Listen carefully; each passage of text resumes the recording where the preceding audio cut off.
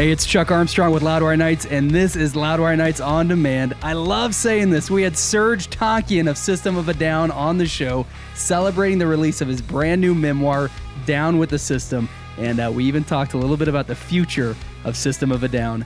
This aired on Tuesday, May 14th. I know you're going to enjoy this one. Well, I have been looking forward to this conversation for quite a while. In some ways, I've been looking forward to it for a couple of months since we started working on a schedule. But truly, in other ways, man, I've been looking forward to this for about 20 years or more.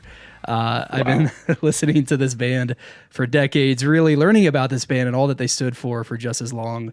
And so needless to say, when tonight's special guest announced plans for a memoir, I got very, very excited. But enough rambling for me. I am beyond humbled and thrilled to welcome Serj Tankian of System of a Down to the show tonight. Serj, thank you so much for hanging, man. Thank you, Chuck. I really appreciate that.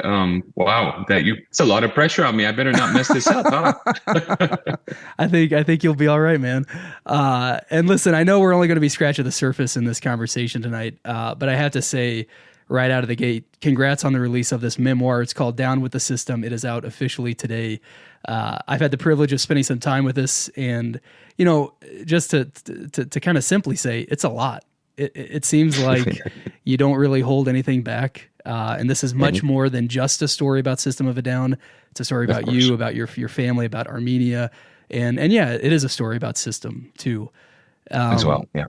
As the writer of this, as the guy, you know, kind of who went through all of this, putting it together and reflecting on all of it. How does it feel to be done with this, to have it ready for the world to read and no doubt to dissect and consume and all of that? You know, it's easier releasing records because, you know, people may like a song or not like a song or a genre of music or not. But with these, you're sharing like incredible, intimate details of personal details and, you know, ways of thinking and lessons learned.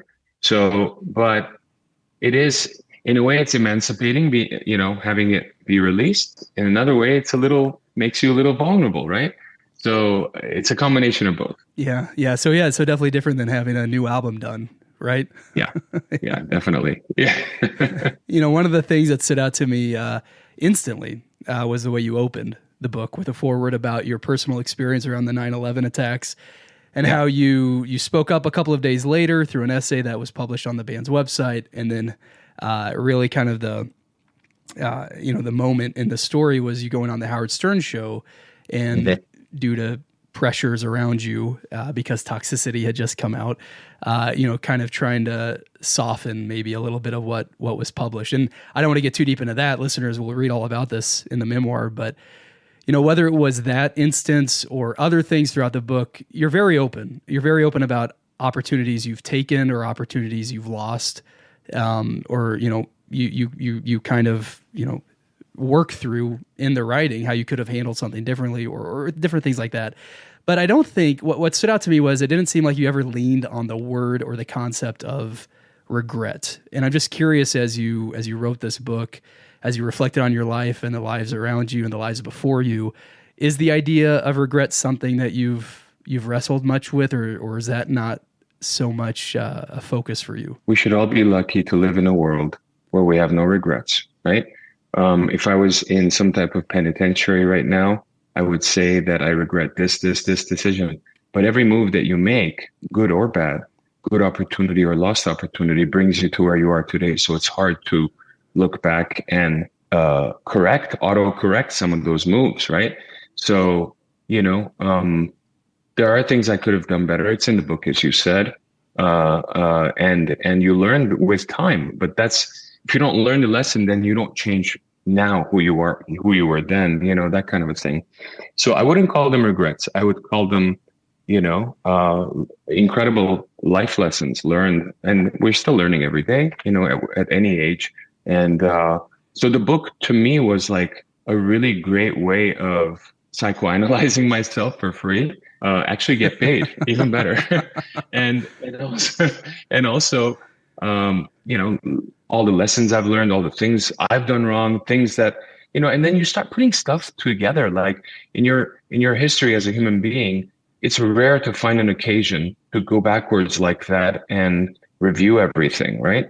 At least, you know, at my age.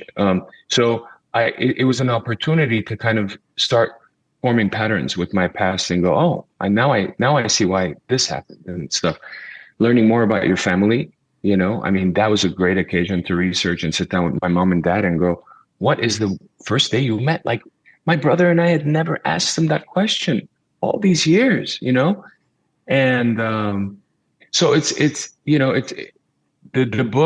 the book is incredibly a gift for me because of those things, because of those specific things. Yeah, that's, as I kind of read through it and as I finish it, I thought that, I always talk to musicians and songwriters about how cathartic the songwriting process is, or getting on stage and performing a song and connecting with an audience, but on a completely different level. Like, you've written, I mean, a testament, right, to your life, to your family's life, and to so many other lives. I can't imagine the level of catharsis and then, like you said, psychoanalyzing yourself. Totally. And like, also kind of, you throw a lot in the beginning at the wall, and then you're like, okay, now what do I take out? Because there's always more. It's a lifetime, right? Like, how do you write a lifetime in a book, So, you phrase it pretty well. It's about my life. And System of a Down, my musical career, is a huge part of my life. So for me to not have included that would have been dishonest, right? But to include it, you got to include it in all due honesty, but with balanced compassion and understanding of your own mistakes in the process. I think that's a great way to put it. You use the phrase balanced compassion, because you are, I mean, you're not hard on anyone else. Like you're very open about yourself, and you can be, it seems like sometimes, you're almost hard on yourself in some of these instances, whether it's with your band or elsewhere. But yeah, there is a feeling of compassion throughout, and empathy, or whatever you want to call it.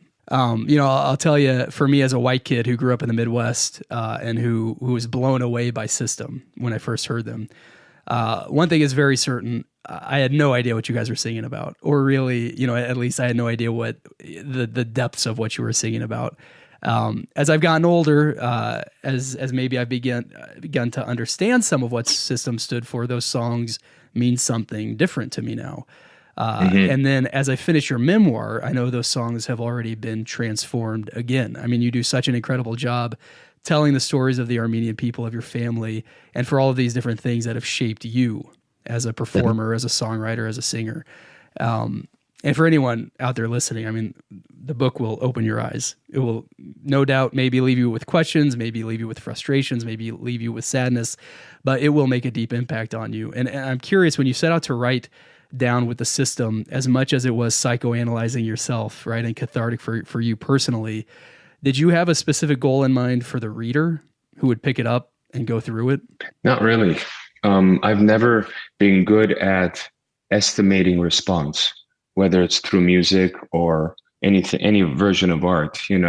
I never could put myself in someone else's mind frame or perspective and judge a piece of work, whether it's a book, a song, a painting, anything, So in that sense, art is selfish, an act of selfishness, that you do based on whatever comes to you. And then you see what happens. You throw it out there, and, because I do so many forms of art. I do painting, I do scoring, I do I work with orchestras, I do jazz record, I do rock and all this stuff, System.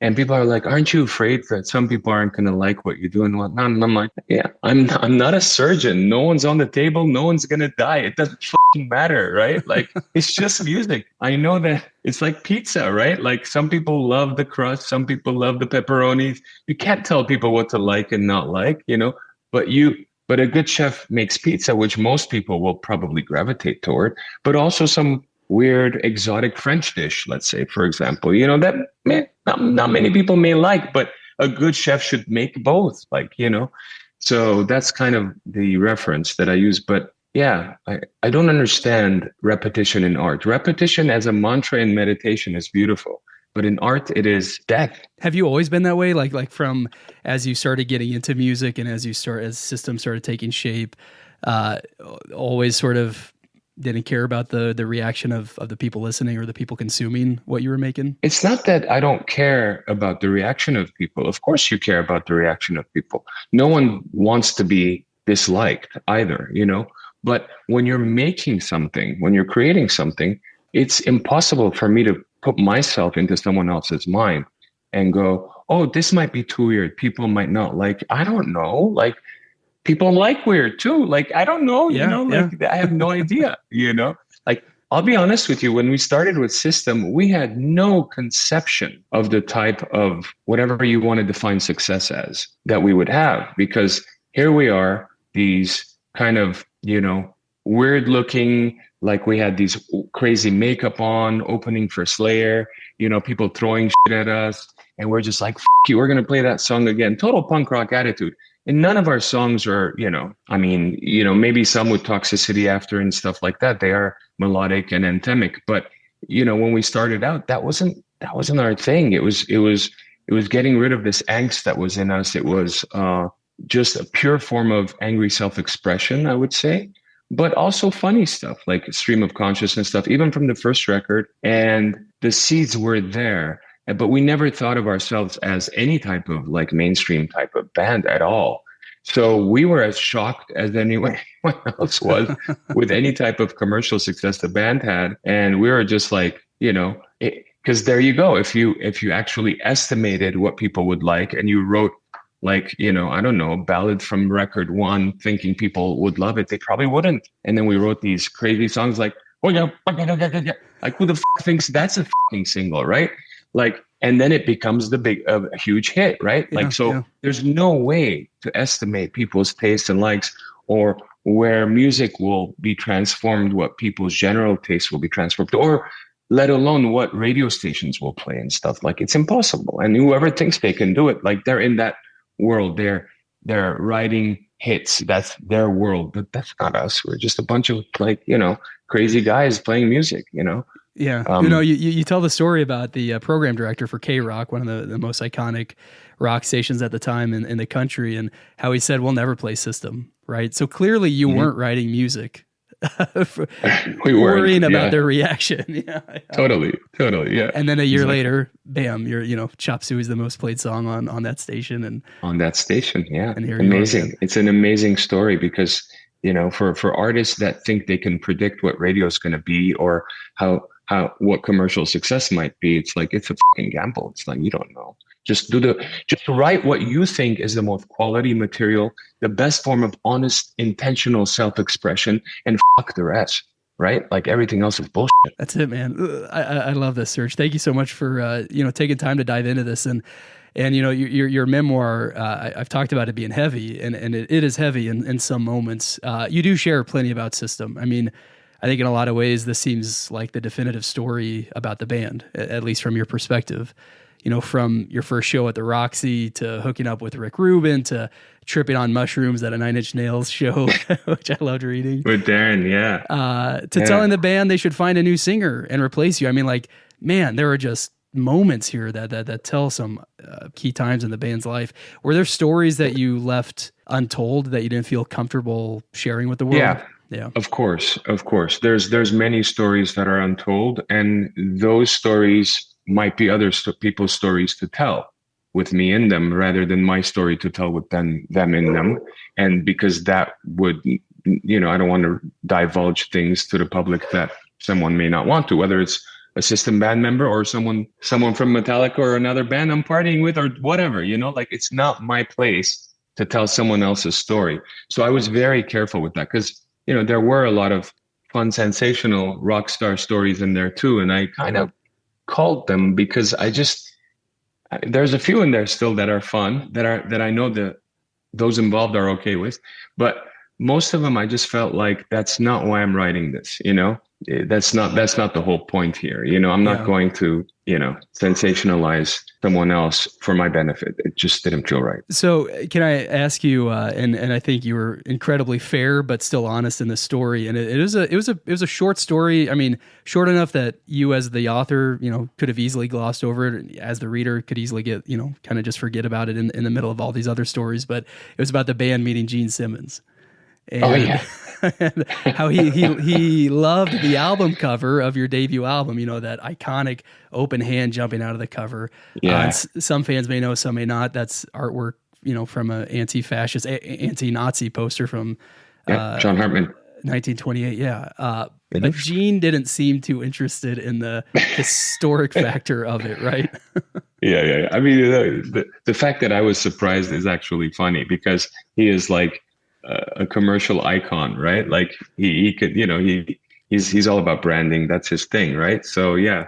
So when he saw our first album cover, which is from John Hartman, Anti-Fascist Story, and just so much power of protest. Like there's so much symbolism and messaging in that hand, you know, that's political and whatnot. And of course he saw it as, you know, he's like, wow, what would be great is if you put two on a t-shirt, right where the girl's breasts are. And, you know, like, and we're just like we were just like mind blown, like, you know, I didn't mind telling that story because it was just so like, you know, so Gene, right? He'd probably be proud of it. Yeah, you know? No, yeah. He probably thinks, man, you guys really missed that opportunity. Yeah. You guys could have made some more cash on merch, man. That's right, man. Listen, the last thing I'll say about the memoir, before I still got a few questions, if that's all right. As heavy as it is at times, and as much as you bare your soul and your wounds for everyone to read, it's ultimately, at least from my perspective, it feels like a call to action for the reader. As I'm reading it, you know, I felt this sort of urge to keep pushing forward, and I think this came out a few moments throughout the book, but man, it smacked me in the face near the end when you're talking about meeting the Dalai Lama. And this is what you write. You say, whatever you're fighting for, whatever struggle you're engaged in, putting positive energy out into the world is the only thing you can ever control. And I underlined it. I started, I earmarked the page, everything. Because to me, I mean, that kind of sums it all up. As heavy and as dark as some of these stories are, as silly and fun as some of these stories are too with Gene, like that moment of whatever you're fighting for, whatever it is, like what you can control is the positive energy you put out in the world. I mean, for me, that's it, man. That's awesome. That's great to hear, bro. You can only control yourself. You can't control results. You can't control outcomes. You can't control other things, other people. You know, it's a basic tenet. And, you know, for me, the biggest struggle of being an activist along with an artist was how to be an activist with things that really anger you and piss you off, right? But not react negatively to them, and instead try to be constructive about those decisions, the decisions that you make. And ultimately, it's a results-driven kind of journey where you're just like, you know, instead of getting angry, this is what I need to do. This is how I need to approach it. That's tough to learn. That takes years and a lot of like putting your ego back and whatnot to just not get angry and just go, okay, this is what we need to do to make this situation good, you know, instead of yelling and screaming. But yeah, thank you for that. Well, I'll tell you, one of the things I got goosebumps reading as a System fan was how you described the Sick New World Festival performance from 2023. And I think mainly because, you know, here you and I are talking just moments after, and not too long after you played the same festival a year later. A couple of days. Yeah. I know. I know you have another show scheduled later this year in San Francisco with the Deftones, but just like you describe in the book, you know, it seems like it remains your intention, System's intention, to only play if the shows that make sense as they pop up and nothing more. Is that safe to say? I've just realized not that we'll never do a tour again, but I've realized that doing a one-off is so much more special, you know, and because you plan for that one event, and when you do a tour, especially a long one, you know, you're repeating the same set list. You might throw a few songs out here and there and switch them and stuff, but mostly you're doing the same thing in a different city. And after a while, it has diminishing rates of return on art, on creativity, on yourself as a performer, and ultimately maybe on the audience as well, you know? So you don't want to do that. Like having it special and having it less is more interesting, you know? But that's a part of it. And, as I write in the book, years ago, I started thinking, okay, look, I put out a record, we make videos and do press for X number of months, and then we tour for a year and a half, 2 years. And I'm like, I don't want to be part of that record cycle anymore. I don't think it's my thing. It's also a personal lifestyle decision, I think, family decision, or whatever you want to call it, health decision, and many other things. So, but had we done a tour instead of a Sick Day Out show, I would have probably stopped altogether. But because we just did one last year and we all had a blast, we had friends there, family enjoying themselves, I wanted to do it again. And I hadn't wanted to perform in a long time. So I found I was surprised at myself, and it was because of the format and whatnot. So yeah, so one-offs are fun. We're doing one, later this year, as you know, Golden Gate Park in San Fran. And yeah, we'll see how it goes. That certainty that you feel about live shows and about playing or touring or not touring, do you have a similar sense of certainty about new music for System? It's hard I'm only a part of the puzzle for new music for System. So I can't really speak for the other three guys in terms of their feelings and emotions. But, as I laid down in the book, I have like a vision going forward, but the problem is a manifesto. So I laugh at that, because you don't walk into band rehearsal with a manifesto. That's the dumbest thing you can fucking do, and go, I think this is like the new American Constitution forward for System of a Down, and everyone's like, fuck out of here, like it's kind of like, it just doesn't work. But I just wanted to instill some of the same egalitarian principles that we preach into our own activities as a band, whether it's splitting publishing equally, or whether it's, or whether it's really giving everyone a voice within the songwriting process. And so that, but yeah, I mean, look, just for those listening who haven't read the book, I love my band members. They're like brothers to me. We have a long but complicated history, as all bands do. And our differences are primarily creative differences, because we both love what we do so much, and we care about the authenticity of what we do so much. It's those creative differences. And yes, there's ego issues. There's this, that, and the other, as in all bands and all occupations. But primarily, that's what it is. And so I'm proud that that's our differences. And we still love and respect each other, irrespective of all that. So for what it's worth. So I'm going to say the door remains open. Yeah, the door always remains open. The door always remains open. I think a shift in perspective is always possible. Well, I'll say this, man. Fortunately, there is new music coming, right? Here in just a few days, we're getting the first new song from your upcoming solo EP. The song is called AF Day. It's out on Friday, May 17th this week.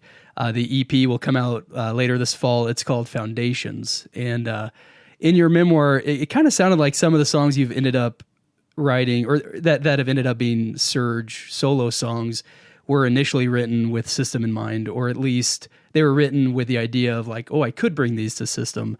All these years later, is that still the case as you write solo music, kind of in your head? These are a lot of old actual songs that I had recorded that I had never released. So, it's more about, I finished them more than anything else, right?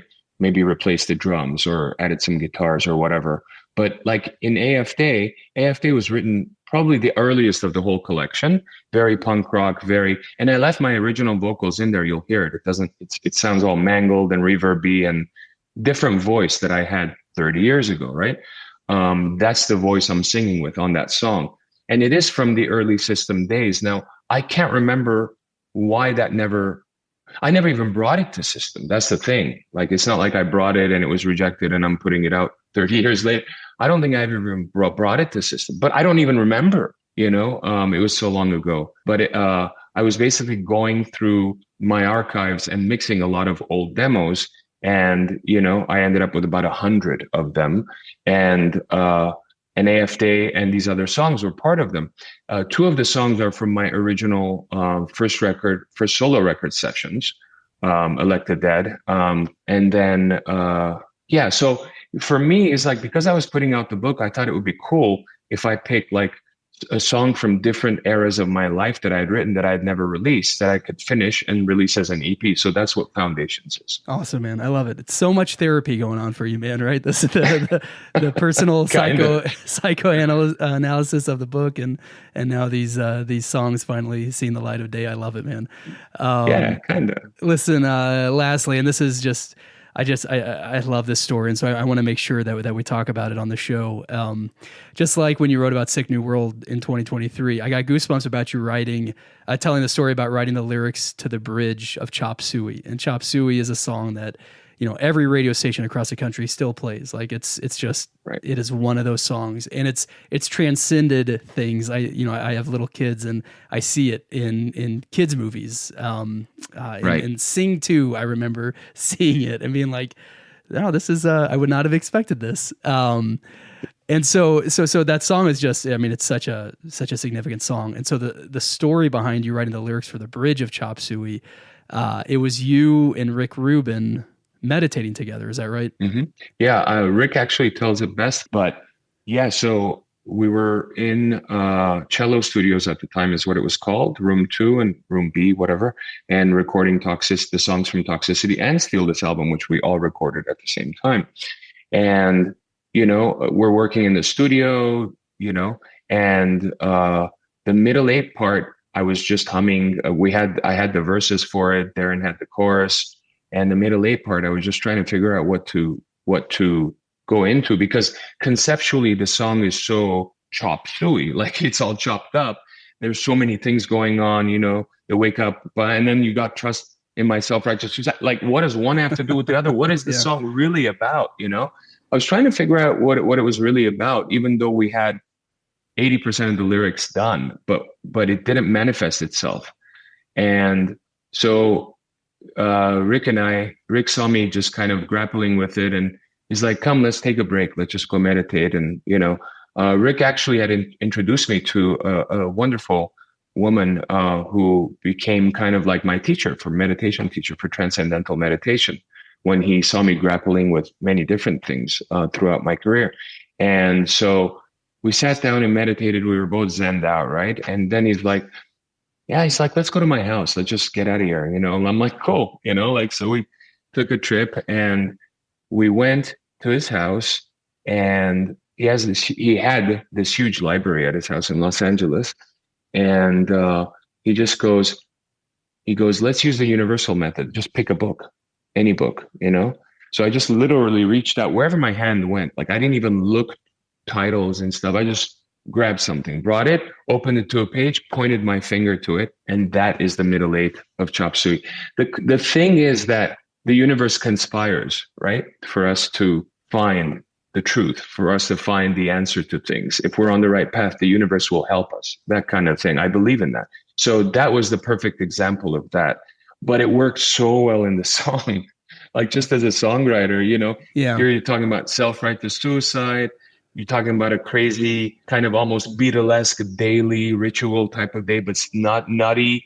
And then now you're getting biblical. You're like, "Fuck, dude, we got heavy on that," So was the book that you pulled out, was it the Bible? I don't think so. I think it was a definitely a theological book, but I'm not sure. I don't think it was the Bible. I'm pretty sure it wasn't the Bible. Okay. Yeah, it was quoted from the Bible, obviously. Yeah. No, it's wild. It's such a cool story, and it's just found in the middle of this memoir that is packed with so many stories too. Stories about systems, stories about your childhood, man, about your family, about Armenia, and just on and on. This is it's a really profound book, and thanks, brother. I'm grateful to have read it. I'm glad you're into it, Chuck. Yeah, that's cool. Man, yeah. Serj Tankian, thank you so much for your time tonight, man. Congrats on the upcoming release of your solo EP coming out later this year. It's called Foundations. First song is out this Friday, AF Day. And truly, again, congrats on the release of your memoir, Down with the System, out today. I hope everybody listening runs out, gets this book. I promise you, once you crack it open, it's going to be hard to put it down. Serj, I hope we can hang again soon, man. Thank you, brother. By the way, AF Day stands for another fucking day. You can say it. I can't. Yeah, there you go.